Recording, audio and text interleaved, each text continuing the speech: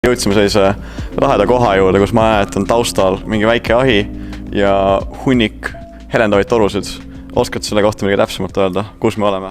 Sa oled üldse Energiatehnoloogia Instituuti jõudnud, aga see on katsehall ja see on energiatehnoloogia labor. Tundub, et see on nagu midagi müstilist, aga see on ka labor.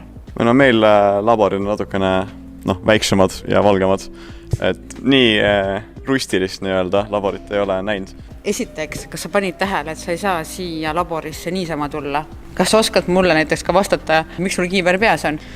Mul isiklikult pandikiiver pea, aga üldiselt on kiivrid siis, kui on mingi raske asi, mis võib pähe kukkuda, mida ma loodan, et teil siin ei ole. Ma näen, et lagi on päris kõrgel ja seal on, üleval on mingi tugilatid, aga midagi rippuvat ei paista praegu silma. Et mis mulle peaks pähe kukkuma siis?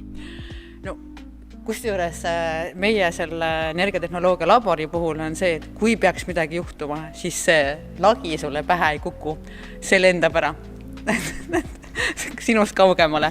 Ja see on ainulaadne siin meie ülikoolis.